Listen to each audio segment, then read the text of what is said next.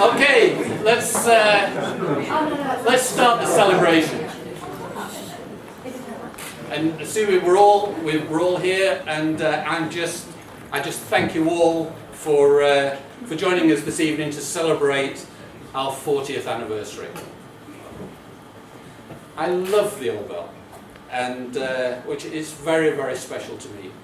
And this is where I actually celebrated my own 21st. With my mum, my girlfriend, and my mum, aged 92, is here this evening, and I really appreciate you being here for this.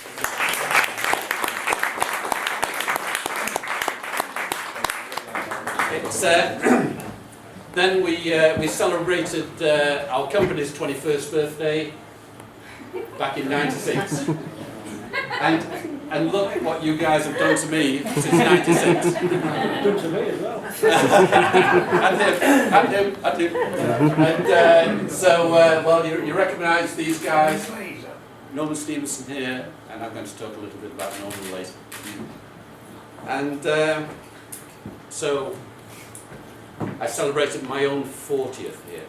And once again, my girlfriend is now my wife, and we've got my daughter Sally there, my son John, and they send their apologies. They were invited this evening, and they're all far away. And I do appreciate Wendy and I's Wendy and my children who are here this evening, notably Camilla, Will, and Katrina. And their sister Annabelle, she too is far away in New Zealand. She sends her apologies this evening. And a number of you know Annabelle. So that was my own 40th. And, well, now it's the company's 40th. And so this is an evening to celebrate all who've contributed to our reaching this anniversary. In fact, hundreds of people, directly and indirectly, are not forgotten this evening. So, 1975 was a very, very different era. Not everybody in this room can remember that back in '75, but it had its own set of issues and some cause to celebrate. But this was in the days when a great wage was £30 a week. Petrol was about 15 pence a litre. And that was a scandal at the time. We were all going crazy. You know, petrol had gone to £1 a gallon, and people just stopped driving.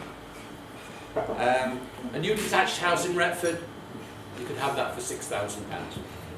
That was good value. But in the country, most everybody was on strike. Inflation was 28%, and the country was in a total mess. So this was a seriously good time to start a business. So, tell me, is there anyone in this room aged 27? Put your hand up. Come on, admit it. Yeah, no monogamy. Yeah. Oh, you've had tough lives, you 27-year-old.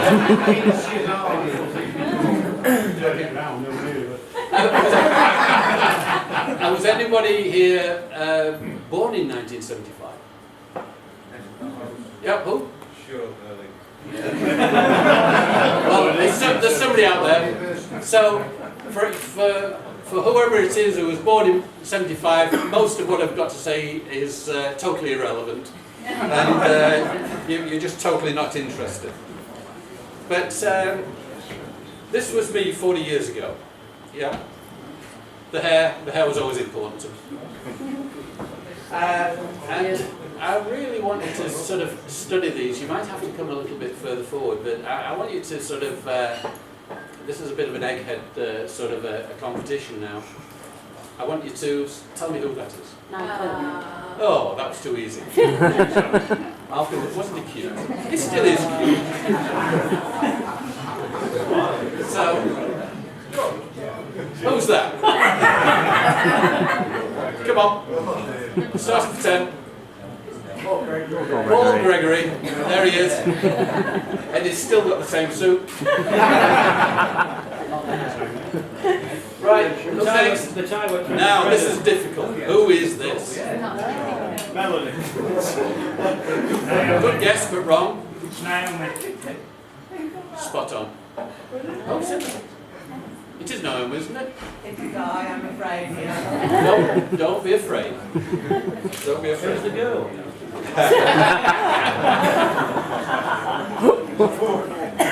Right, next. Who's this dude? Who's this handsome dude here? Even I don't know who he is. He's probably not here. Right, come on. Steve. Yeah. Steve Henshaw. Wow. Yeah, he hasn't changed a bit. I say that because most of you don't know who Steve Henshaw is, and he's not here this evening.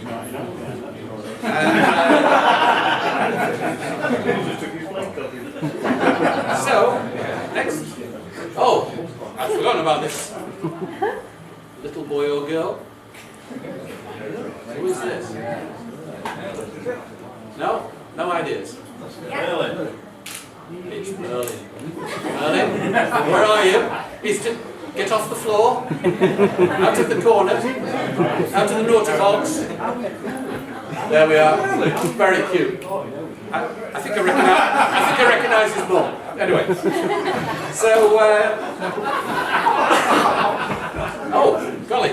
I gathered by the car in its mouth. But she's gone. Melanie Wilson. Come here.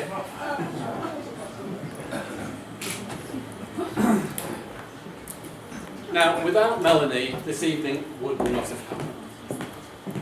Please don't do this, she said. I've been bullied by Melanie since July over this. And so it's, Melanie, thank you. You've created this. Without you, we all wouldn't be here. And on behalf of ourselves, I'm not quite sure what is here. There we are, Melanie. So we thank you.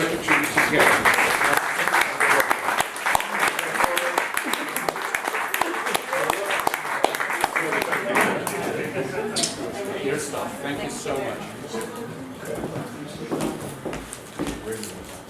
So that's our Melanie. I don't know where you're going to go.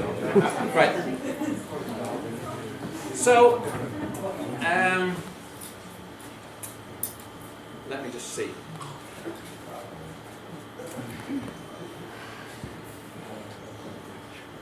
"40 years ago tonight, I was scared. I lived up the road in Ramsgate, 2 miles away. I had a wife and a baby. I'd mortgaged the house for all the money that I could get. And I take this opportunity to thank my first wife, Wendy, also called Wendy, for supporting me at this very difficult time. And had she not supported me, potentially we wouldn't be here this evening. So, this week, my first week, 1st of November was a Monday. And I got the money, access to the money on the Monday. So I went straight out and I rented a building in Retford, in Holcroft, in a laundry that's no longer there today. The garage at home was my office, and by this day, Friday, I'd already spent £2,500. I'd already spent a third of the money. And I bought a car, a forklift truck, some tools, and I didn't know what the hell I was going to do with the tools because I'm not that man, but I was going to look for somebody who could use those tools. And yes, I was really scared. So we're in November. By Christmas, the money I'd borrowed £8,500, and by Christmas, the money had gone. And in fact, my mama here, she loaned me £250 I gave it the first. But you're paying it back. My mama gave me £250, which was a lot of money at that time. Thank you, Mama. And so that eased me through, but I had luck. Yes, I was scared this time, first week of November, about Christmas, I knew I was on the way. I'd had some outstanding luck. And I met a man who took a shine to me in the nicest possible way. And I bought a soft drinks factory in Leeds, and all the contents of. And so within a month of Christmas, I got all the money back plus, and I was on my way. And something I meant to check is that's 40 years ago, and I took the workbenches out of that Canada Dry factory and put them in Retford, and I think we're still using them today. A bit of social history that's totally non-important to anybody.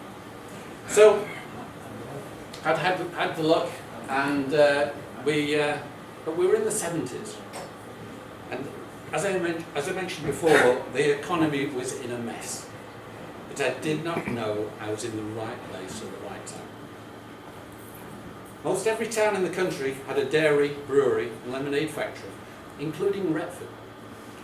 And so most of these were family-owned companies serving their local communities. But the advent of the motorways and supermarkets created competition that had never been experienced before. Many private companies failed with the appearance of first regional and then national competitors. The demise of the corner shops to supermarkets cut off the bottlers' routes to their customers. The world was changing so quickly. And so the Retford companies, they quickly went. Because there were companies in Sheffield that were bigger and they could truck the stuff into Retford, and the corner shops went, and there was the Co-op Superstore, and then there was Hillard's, and there were other supermarkets coming through, and it just changed the way business was being done. But this gave me the opportunity, and I saw the opportunity to buy up the closing factories. Factories were teeny. They were little factories. I used to empty a factory in a day. They were so small. And so I then started. I was selling on the equipment to the survivors, who themselves had got no money, but the survivors themselves failed in time. The same equipment passed in and out of our yard at Retford as it does today. And our engineers, they see homogenizers coming backwards and forwards, and some of the equipment is they're old friends to us. And so, yes, we're recyclers and machinery recyclers. So, in 1979, we moved on to our present site, and things haven't changed much. Of course, we've got more windows. And I'm not a bricklayer, but I was a good brick carrier at the time, and I was the guy on the cement mixer, and worked as we all did, like Trojans, to make this happen. And when we put up the first building there, we put up the frame for the second building, and I think it took us about 2 years to get the money before we could brick in the second building, which today houses Moody Direct and Moody Automation. So, the hardest thing I've ever had to do was to hire the first members of the team. And Len Dudley was our engineer, and for three or 4 years, Len Dudley and I worked out the back of the laundry in the 70s, worked all night, working on machines. He had a day job, and so I was doing my day job, and then at night time we worked on revamping the machines. I'm not an engineer, he did all the work. I cleaned up, and I was a dab hand at painting machines. And Ken Henderson there, I don't know if any of you know Ken Henderson, but he was our first ever apprentice. Does anybody know Ken Henderson? Brian? Is he still around? Really? Oh, give him my regards, please. Sue Woodhams. Sue, I'm not an accountant either. Sue was an ace accountant.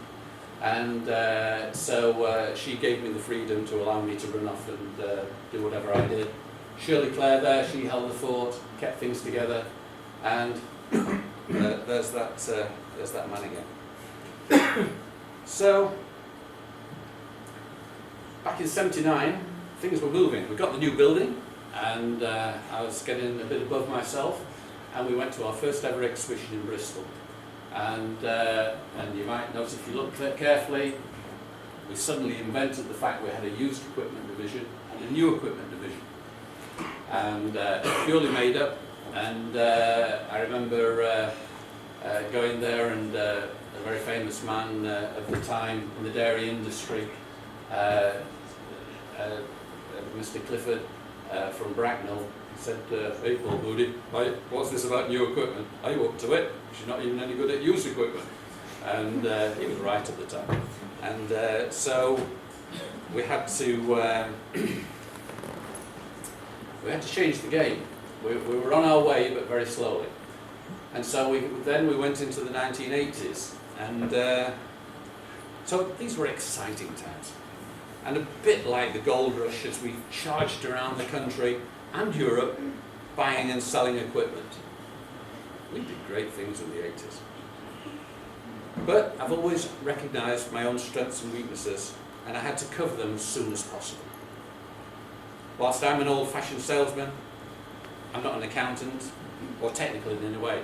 And I'm repeating myself, because I'm genuinely not. But I just want to mention a few characters who joined us in the first 10 years. And there's one here who I've just been talking to, who I actually know for longer than anybody else in this room. And that's Jeff Rawson. Where are you, Jeff? There we are. I'm here, my friend. God, boy wonder. You hear that word, Grandad? Yeah. He's our Grandad! Now, with Jeff, as I say, I met this man who worked for a certain company, and he's just reminded me that we first met at the Milk Marketing Board in Bamber Bridge back in the 70s. And then Jeff eventually became a contractor and helped us, and we worked together, and he's brought so much to the business, and it was through Jeff originally that got us into engineering. Thank you. And so I thank you, Jeff. In fact, I applaud you, Jeff, because Thank you. once again,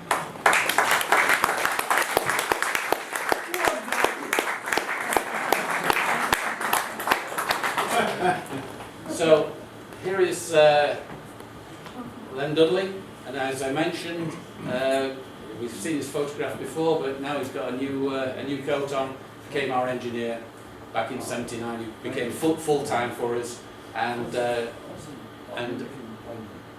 we started getting organised. We started getting teams together, and so without Len at the time, with workshops, it couldn't have happened. It wouldn't have happened. And there, none of you will remember. Few of you will remember Steve Warner. Steve was my best friend from 11 years of age at school, and he joined me in a sales capacity. And there's an old adage that you should never employ friends and family, and I employed my friend who became my ex-friend, but he's a good guy, very good guy. So here we have Norman Stevenson, and I'm going to talk some more about Norman because I can get quite emotional talking about Norman. I'll come back to Norman. And the next one here. Who's this guy with dark hair? I think I've made a mistake here. Yeah. Oh, there he is, hiding. Right. Well, Dave knows that he's a legend, and so here he was back in '81. Is that correct, David? Yes. Yes. So David, a food technologist, joined us from Doncaster Cooperative Dairies. He's the only man who, when I interviewed him back in '81, I actually interviewed his girlfriend at the same time in this hotel. And I was very impressed with his girlfriend, and David got the job. And he's just reminded, and he's also reminded me that when of some other occasions that we've had in here, and the most notable one was the last time actually Soaring was in here. So, but David is still associated with us, and shrewd cookie, our David. He worked for and achieved early retirement. Well done to you, David. Here we have a young man working on a homogenizer. It's that Malcolm Wilkinson again. And back in 1983, I don't think he knows actually what he's doing. But,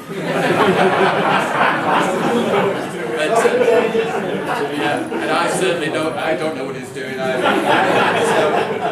So you've been well led for many years by two people who don't actually know what we're doing. And Andrew Robinson, who's probably slipped under the carpet by now. I'm so pleased that you're here tonight, Andrew Robinson. Andrew Robinson's fighting a big fight at the moment, and we're all with him. But he's been fighting that fight with the business, with us, since 1985, 30 years. And he's just an absolute babe there. I've only just discovered this evening how he got the nickname Rambo. I'm too embarrassed to tell you where he got it from. You must ask him yourself if you really want to know. So, of course, in our haste in the 80s, we made many mistakes. And over that decade, many mistakes. But we also made a few good decisions. However, in making those mistakes, we didn't do it all too bad, because actually we were very profitable. We were racing about, and it was at a time when I wasn't very good on numbers, and I always wanted to work on a 3% margin. That 3% was if I could buy it for £1 and sell it for £3, I was on 3%, and I was very happy with that margin. And but the profit was totally poured back into the business. Always has been since day one. And so, there we are, the first service van. I think that even predates Brian Pugh, probably. Oh, you been to that one? Well, it was as useless as it looks.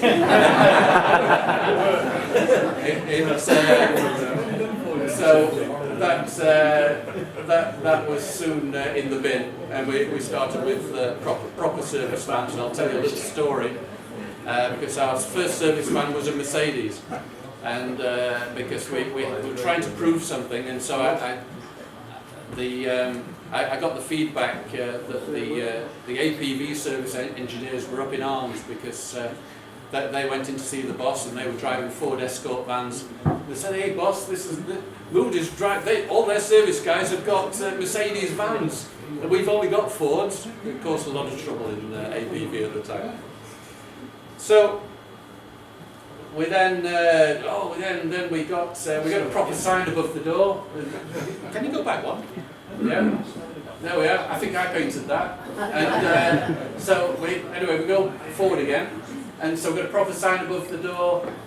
We got a new crane, we got a new truck, I got a new Mercedes, and all the cars around here, and Dave Wright. What did you get? An Austin Allegro or something? This guy would only drive British Leyland cars at the time. True to himself. And during the 80s also, we had open days, and I've got a zillion photographs of open days, and that's not the best one, but this is where we were showing off equipment, and we were trying to progress, and as you see up there, new equipment, we were pushing new equipment. We lost a fortune in the 1980s doing it, and but we felt we needed the credibility. And so then we were doing exhibitions all the time, and then we were invited to go to China. And that's Norman Steams and I in China, the first ever international exhibition for second-hand machinery, and there were 5,000 people waiting to come in through the doors. And but there was only about 3 of them had any interest in used machinery. And so we got our first 4 contracts in China, but that was only in that short period of time. So, anyway, exciting times in the 80s, but I just want to talk about some personal stuff, and which can, for Roy, who only joined us this week, it doesn't matter a damn, but for the older guys, there's certain things about me that maybe you've never understood and you've never properly known. But at the age of 30, and then 36, I experienced stress-related illnesses. And I was warned by the docs that I was in extremely poor shape. In fact, they said that maybe, remember I was only 36, but they said maybe I'd make 46, 56, no chance. And so this was a great wake-up call for me, and so I decided then that I had to exit day-to-day operations by the time I was 40, so I took all the appropriate advice. I was advised for the long-term future of the business, it must depend on me for direction. Hang on, must not depend on me for direction. So I'm not an accountant, I'm not an engineer, I don't know anything, but only leadership. And I was a dictator at the time, and I'm sure Dave Wright, he's got some great stories to tell about how I used to be. And I have changed, Dave, I promise. And so we had to have in place directors with knowledge and passion to take day-to-day responsibilities for the business. We had to have a team, a management team, who could manage. We had to have a flow of young people coming through with training. And we did all this by the time of my 40th birthday, that I celebrated here in this room. But unfortunately for me, you all proved that you could run the business better than me, and my personal life went into crisis. My marriage failed, and I went off to Ireland to start a new life. And from the bottom of my heart, I thank all who made this possible for me to do at the time, because I'm sure there's people in this room thought I was absolutely crazy, and they might be right. So, we started the 90s, and this was a decade of massive change, consolidation and expansion, and it was, everything went into quality and ISO 9001 and systems, and a huge amount of effort for a business that was basically flying by the seat of its pants, and we had to put in these systems. And if you didn't put them in, so many companies failed who didn't put them in. And so, and then the market for equipment, it became swamped, and we made the bold decision to become auctioneers, to retain control of the market. That was a big deal at the time. We had so much equipment in Retford, we didn't know what to do with it. We had no money, because it was all in the yard in equipment. And we took 36 trailer loads of equipment up to a warehouse near Huddersfield, and we held our first auction. And I think we brought back 6 trailer loads. And so that kind of emptied the yard, gave us some money, and then we worked out we were going to be auctioneers as well. And so we grew the systems to develop projects, installations and service. And we created Direct to develop a parts business. We've got lots of stories about how that happened. And so, yep, in the 90s we had many highs and lows. And we also had other ventures that most of you won't know about. And so, back in the 70s, with Giuseppe, Ian and Frank, we started an equipment manufacturing business. And Giuseppe, crazy Italian, had invented a magic machine that worked in dairy companies. And so we got on with that, sold quite a few, and then we parted company. Then in the 80s, we had a crane hire business. The gas board were changing all the pipes in the region from steel to plastic, or the other way around, I can't remember. But we had 3 cranes. We never saw the cranes from one week to the next. Dairy Bell, my biggest ever disaster in life. And that was about around 83, 84. Lost a serious amount of money. We were making yoghurt. We could sell it we would ship flying yoghurt to the Seychelles. We couldn't even sell it in Sheffield. It was just a crazy, crazy period we were in. And so, of course, all my fault, my mistake. If I get something in my head that this is right, let's go for it. We went for it. We suffered. Swift Parts, that was great. And this was with a partner called Terry Sunderland, and this is where this reinforced my idea about how to do things at direct. And so this is back in the 80s. And eventually we sold our shareholding back to Terry Sunderland. In the 90s, our biggest ever success was test days, heat exchanger testing. And we eventually sold that off to ABV. That's my business partner now. And all these businesses all had business partners. And Arthur and Beard, except that one. And this company went into receivership, lost a fortune of money. We bought it, but not a lot. We lost a fortune of money, and after 6 months, that all went. And Moody Parts in the United States, that was a very successful enterprise. That really got helped Moody Direct at the time, and we sold that out to what is now Tetra Pak. And Moody Fastpack, conveyor company, eventually sold that back to the partner. Unison in Ireland, parts and engineering company, eventually sold that back to the partner. And PJ Heat Exchangers too. So we've got a great history. We don't fall out with people. We've got an open agenda, and so even in separate business ventures, it's all been very straightforward. We're all in it for the right reasons, and there comes a point when, it's time to change things. So, Norman Stevenson, and I'd like to make a tribute to Norman Stevenson. And here he is, and he joined us in '79, and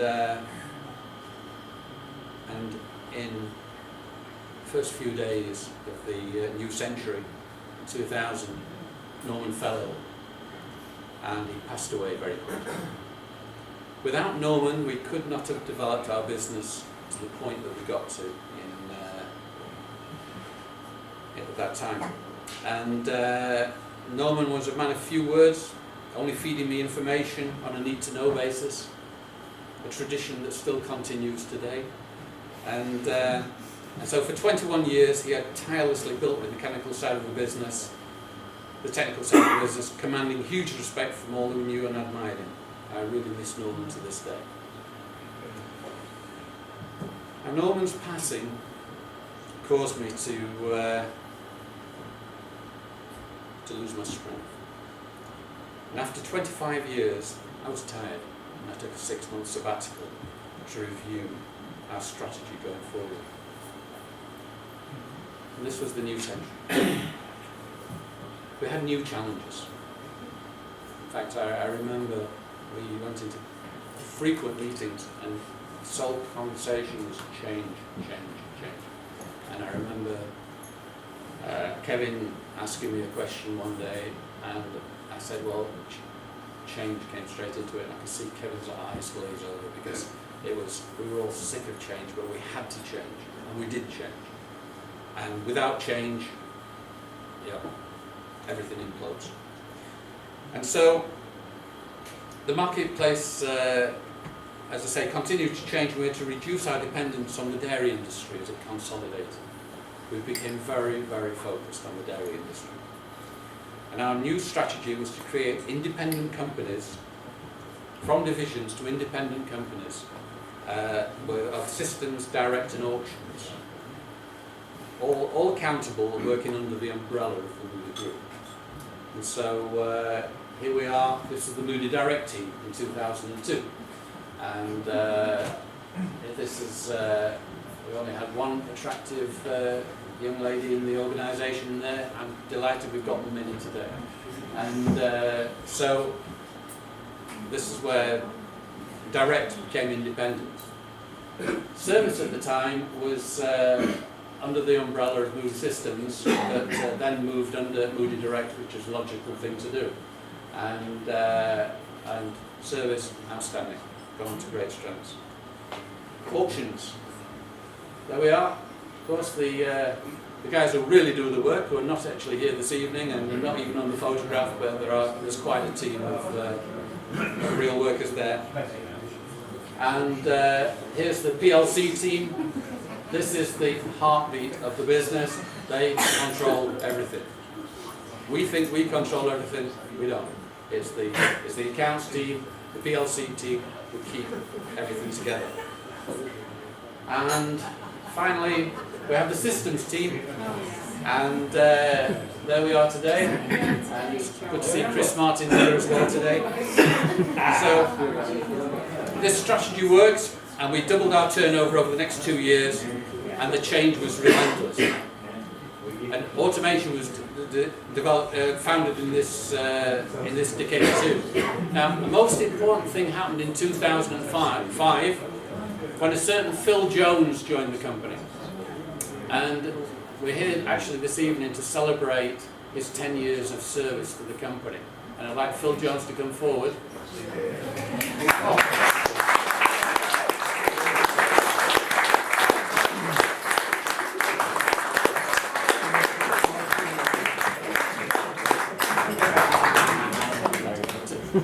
Phil, I'd like to present you with this. Where would you like this? Just that side, that's fine. Yeah, with a small token of our appreciation, and I feel that there's something amiss here. Are we okay? No, one more. Come in. Right. I'm going to finish speaking. Sorry, Paul. I don't want to interrupt you. That's lovely. Thank you very much. Right. Yes, thank you. Now, don't run away, Phil, because Phil has actually got a 10-year award. It should be a 20-year award. This man somehow has done 20 years' work in 10 years. He's a great example to you all, but he's got to promise me he's going to slow down for the next 10 years, right? And we've got to do something to ensure that you're not going to finish up the stress-related character that I was, all right? So, Phil, great appreciation. Thank you so much. Thank you.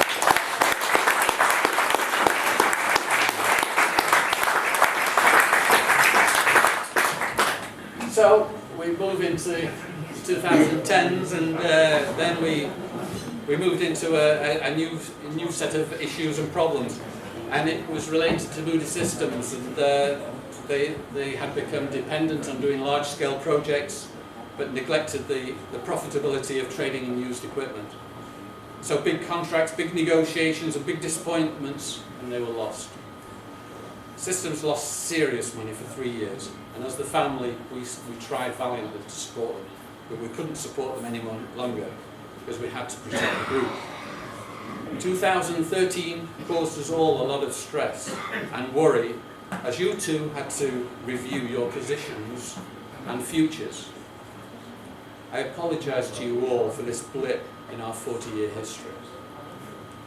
But fortunately, during this period, automation has grown and direct has prospered. So now, the future, the interesting bit, the closing remark.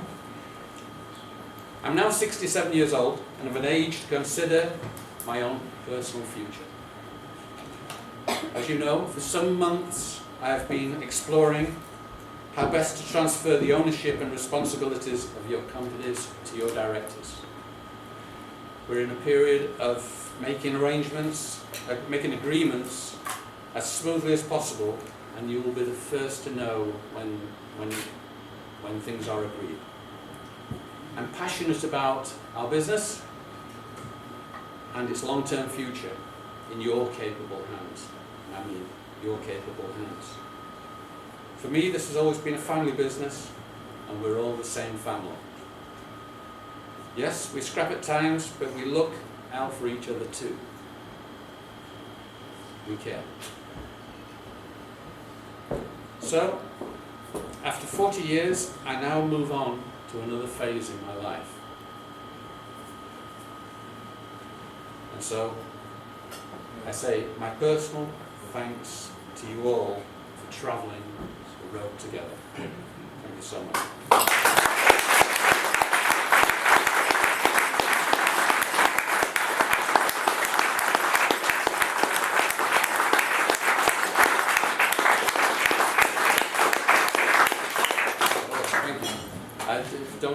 don't have me do an encore, so I'll give you the long version. Now we've got well, under Melanie's guidance, our photographer here is wanting to take a group photograph of us all out on the dance floor there. Facing that way, so if you'll go out, I'll arrange it from there. You'll arrange that. And if someone can pick up with dry shirts as well, that'll be very kind. All right. And then the celebrations begin.